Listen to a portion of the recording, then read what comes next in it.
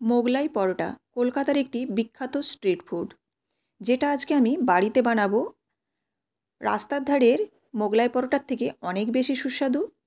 আর বাড়িতে যে কোনো রেসিপি বানানো মানেই ফ্রেশ জিনিস দিয়ে বানানো এবং হাইজিনিক মেনটেন করেই বানানো হয়।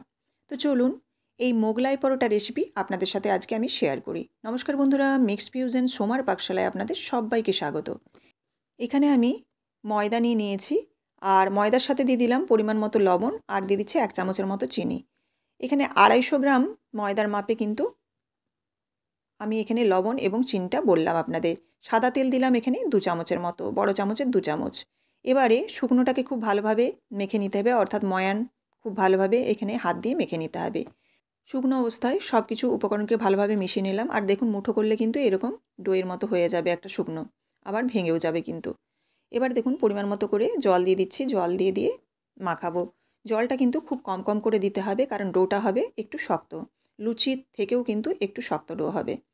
তো এই জন্য কম কম করে অবশ্যই জলটা দেবেন, যাতে ডোটা নরম না হয়ে যায়। এবার এরকম কম কম করে দিয়ে একটা আমি শক্ত ডো তৈরি করে নিচ্ছি। এবার এটাকে খুব ভালোভাবে কিন্তু থেসে নিতে হবে, দিয়ে একদম সফট করে নিতে হবে। এভাবে আমি মোটামুটি 5 থেকে 7 মিনিটের মতো ভালোভাবে থেসে নিয়েছি। আর দেখুন এখানে ময়দাটা থাসার পর এরকম একদম স্মুথ হয়ে গেছে, দেখেই বোঝা যাচ্ছে। এটা আমি ঢাকা দিয়ে কিছুক্ষণের জন্য রেখে দেবো, মিনিট 15-20 মতো, বা তারও বেশিও রাখা যেতে পারে। এবার এদিকে মিক্সির জারের মধ্যে আমি চিকেনটাকে দেখুন একটু পিষে নিয়েছি। এটা বোনলেস চিকেন, আর আমি বুকের মাংসগুলোই কিন্তু এখানে মেন ব্যবহার করেছি। এবার এর থেকে আমি বের করে নিচ্ছি মিক্সি জার থেকে একটা বাটিতে।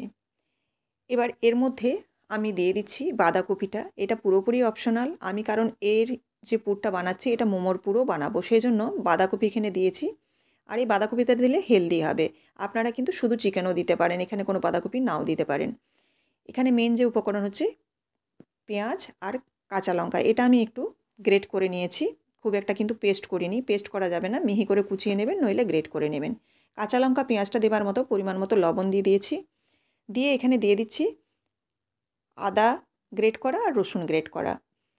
আদা রসুনটা গ্রেট না করে আপনারা পেস্ট করেও দিতে পারেন বেটে। এবার ভালোভাবে এটা মেখে নিচ্ছি। এটা আমি মোমোর পুর বানাবো, সেজন্য এতে কিন্তু আরও অনেক কিছুই উপকরণ মেশানো হবে মোমোর জন্য। তো এর থেকে আমি কিছুটা বের করে নিচ্ছি। দেখুন খুব কম করে চিকেনটা বের করে নিয়েছি, আমার যতটা লাগবে। এবার এখানে 2টো ডিম দেব, আর আমি আরও বেশ কিছু পেঁয়াজ কুচিয়ে একটু দিয়েছি বড় করে, সঙ্গে আরও কাঁচা লঙ্কাও দিয়েছি। এবার দেখুন ভালোভাবে ডিমটাকে ফেটিয়ে নিতে হবে। এখানে 2টো ডিম ব্যবহার করেছি, খুব একটা কিন্তু পাতলা করা যাবে না লিকুইডটা। এবার আদা রসুনের পেস্ট আমি আরও একটু দিয়ে দিলাম ফ্লেভারটাকে স্ট্রং করার জন্য। তো আপনারা চিকেনটা পেস্ট করে এখানে কুচনো পেঁয়াজ, আদা রসুন বাটা, সঙ্গে দিয়ে দেবেন কাঁচা লঙ্কা যদি ঝালের জন্য ব্যবহার করেন। সঙ্গে ধনেপাতা কুচিও অবশ্যই দিতে পারেন, যারা ধনেপাতার ফ্লেভারটা পছন্দ করেন। ব্যাস এইটুকুই কিন্তু চিকেনের পুর হিসাবে আপনারা দিতে পারেন। সঙ্গে ডিম দিয়ে দেবেন।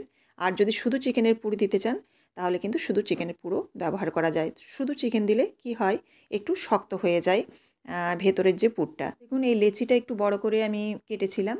লেচিটাকে আমি ময়দা দিয়ে কিন্তু পাতলা করে একদম রুটির মতো বেলে নিয়েছি। আর এটা একটু পাতলা করে বেলবেন, মোটা বেলবেন না। মোটা বেললে কী হবে, ভাজতে অনেকটা সময় লেগে যাবে, ভেতরটা কাঁচা থেকে যাবে। তো চেষ্টা করবেন যতটা সম্ভব পাতলা করে বেলতে। 4 সাইডে আমি জল দিয়ে দিচ্ছি, যাতে কোনোভাবেই লিক না করে, অর্থাৎ বেরিয়ে না যায়। সেজন্য 4 সাইডে খুব ভালোভাবে আমি আঙুল দিয়ে জল দিয়ে দিলাম, জল হাত করে। এবার দেখুন এই ভাঁজগুলো কিন্তু মেন, আবারও জল হাত করে চিটিয়ে দিতে হবে। খুব ভালোভাবে যেন চিটে যায়, নইলে কিন্তু এই যে লিকুইড ডিমটা আছে এটা কিন্তু বেরিয়ে যাওয়ার চান্স থাকে। তো দেখুন আমি কিভাবে ভাঁজটা করছি, ঠিক সেভাবেই আপনারা কিন্তু এরকম করে নিতে পারেন। ডিমটা যদি অতিরিক্ত হয় তাহলে খুব বেশি লিকুইড হয়ে যাবে, আর এরকম বেরিয়ে যাওয়ার চান্স থাকবে। তো সেরকমভাবে আপনারা ডিমটা দেখে দেবেন। চিকেন মোগলাই বানাচ্ছি, আপনারা চাইলে শুধু এগ মোগলাইও বানাতে পারেন, সেক্ষেত্রে পেঁয়াজের পরিমাণটা একটু বেশি লাগে। তো দেখুন এবার আরও একটা আপনাদের বোঝার সুবিধার জন্য দেখাচ্ছি। আবারও 4 সাইডে এরকম আমি জল দিয়ে দিচ্ছি। জল দিয়ে দিয়ে এবার এর মধ্যে দিয়ে দিচ্ছি পুরটা। পুরটাও দেখে দেবেন, কারণ অতিরিক্ত দিলে কিন্তু সাইড দিয়ে বেরিয়ে যাবে। এবার একইভাবে আগেরটা যেরকম করেছিলাম, ভাঁজের উপরে এবার জল দিয়ে দিচ্ছি যেখানটায় এই চিটটা লাগানো হবে। এবার দু সাইডটা যে বাকি আছে সেখানেও কিন্তু আমি ভাঁজের জায়গায় আবারও আঙুল দিয়ে জল একটু হালকা করে দিয়ে দিলাম, দিয়ে ভালোভাবে মুড়ে দিচ্ছি। এবার খুব ভালোভাবে ছিটিয়ে দিতে হবে চারদিকটা, আর হাত দিয়ে অর্থাৎ আঙুল দিয়ে একটু চারদিকটা কিন্তু মুড়ে নিতে হবে যাতে কোনো মতেই বেরিয়ে নেওয়া যায়। তো দেখুন আবারও একটা কিন্তু আমি বানিয়ে নিলাম। এবার কড়াই দিয়ে দিচ্ছি সাদা তেল। এখানে তেলের পরিমাণটা কিন্তু একটু বেশি লাগবে, কারণ মোগলাই কিন্তু ডুবো তেলে ভাজা হয় অর্থাৎ ডিপ ফ্রাই হবে। এবার উল্টে পাল্টে এগুলোকে লো ফ্লেমে ভাজতে হবে, আর তেলটা কিন্তু একেবারে হালকা গরম অবস্থায় এই মোগলাইগুলো দিতে হবে, ছাড়তে হবে।